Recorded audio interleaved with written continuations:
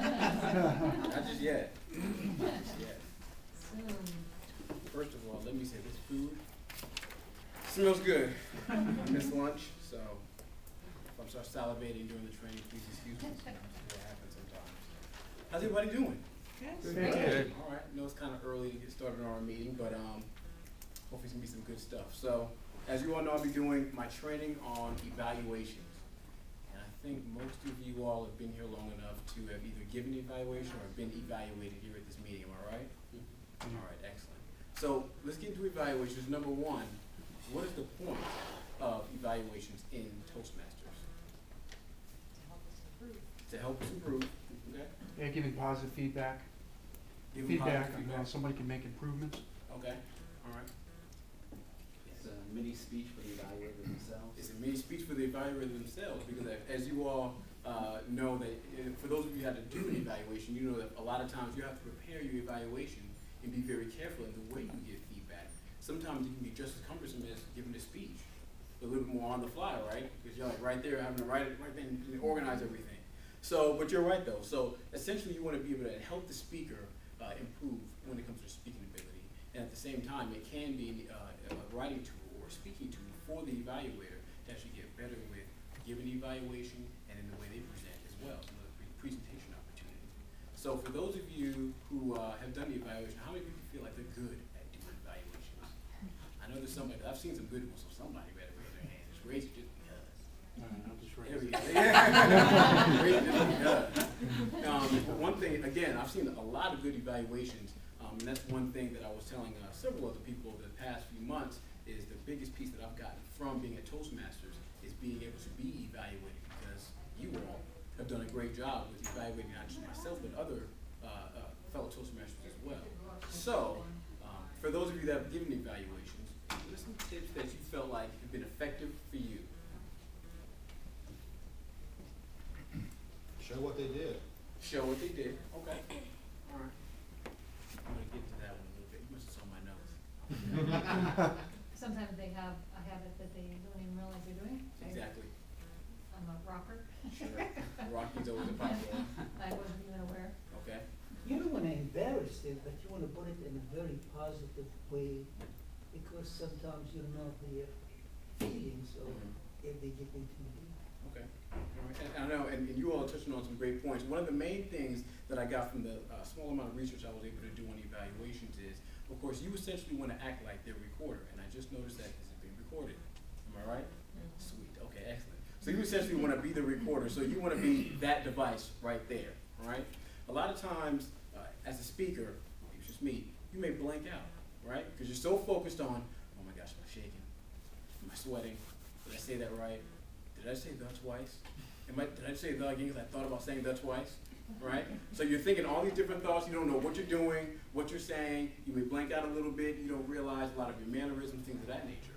What you want to do is you essentially want to be their recorder. You want to let them see what they weren't able to see, right? You want to let them see what they probably were able to see when they're in front of the mirror, but when they're in front of you all, right, they don't know exactly what they're doing, what they're saying, how it's coming off to the crowd, things of that nature. So you want to be their recorder and let them know exactly how they looked, how they sounded, and the way they presented, and the way you all accepted it, the way you all received it as well, right? They can't do that themselves. So of course, now how do you do that? There's an art form to doing that, right?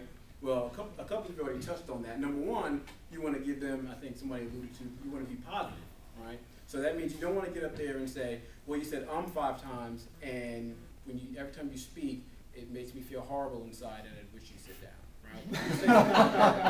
I've gotten that before.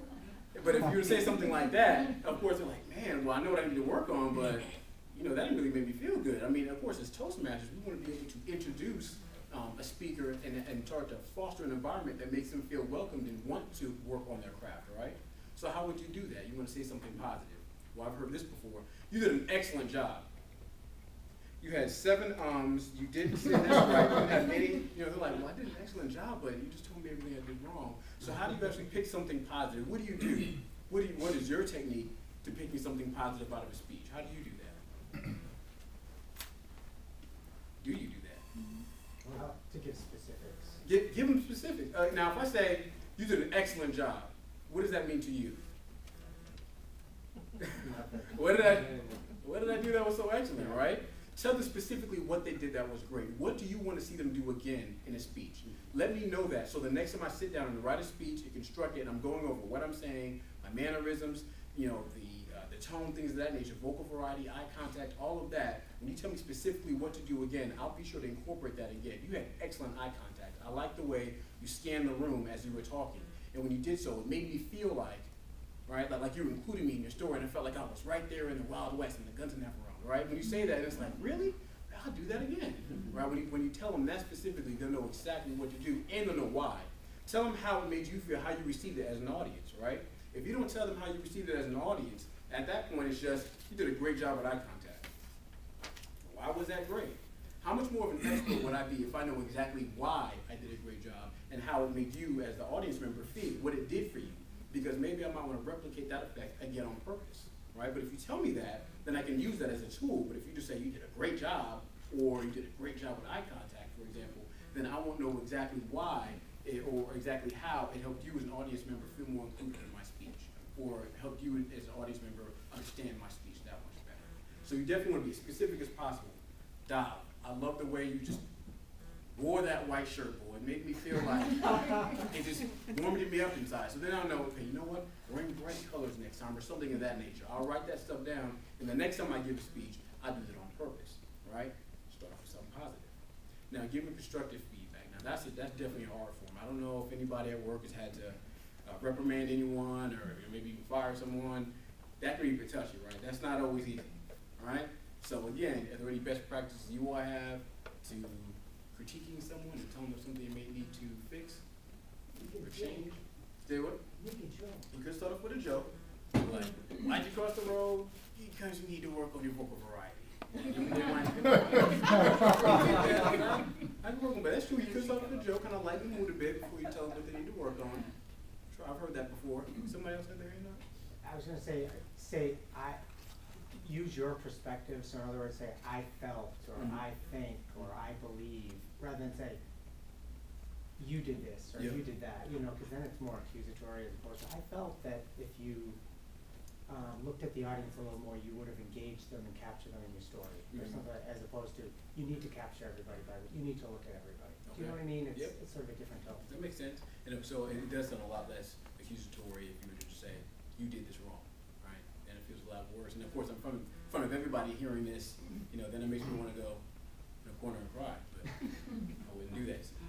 If you sandwich it too, sandwich Have it. something positive, and then maybe your critique, and then end it with something positive. Of course, that definitely feels a lot better. Now, I know one thing that's helped me that you all have done is you'll definitely make sure you, number one, again, being very specific, right? So same thing with being, saying something positive, like, wow, you had great eye contact. And the reason why it was great because I like the way you looked at each individual and it made me feel engaged. You want to do the same thing when you're critiquing them and telling them something they may need to change as well, right? So you may say, you know, Dauv, I need you to stop holding on to the podium so much, right? Now, of course, in the way you say, you want to say, don't hold on to the podium so much. You look scared. You don't want to say that, right? You say, I felt when you held on to the podium, it made me feel like, you know, gravity was about to just totally flip its side. You know, you don't want to tell the person that what they did was necessarily negative, but you want to let them know where the opportunity lies. I feel like holding on to the podium there, you know, hindered you from being able to walk around the room a little bit more, which would allow you to engage the audience. You're like, oh, okay, so next time when I do, I'm going to purposely make sure I don't hold on to this so that I can engage the audience. But if you just say, doing this makes you look scared, it's like, well, maybe I was scared. You know? But of course, you want to tell them where that opportunity lies. Again, it's more purposeful. When you construct a speech, think about when each of you construct your speech, you try to be as purposeful as possible with everything that you're writing, with every word you put in there, with the way your speech flows, with your movement, with your wear, things of that nature, right? So if you tell me where the opportunities are, then I can purposely insert whatever you just told me into my speech. So don't hold on to the podium so much. I'll make sure, right, I'll be cognizant of coming up to the podium and then, or lectern. There we go. Ah, see? Another thing. For the lectern, and then at that point, making sure that when I come to the lectern, I won't hold on to it. I'll do that on purpose, and then I'll use that as a tool, and then that's that opportunity gain there. And then again, that person who wants to work on their craft can work on it more effectively because I know why I'm doing it, not just don't do that because it's bad, right? That's the opportunity gain.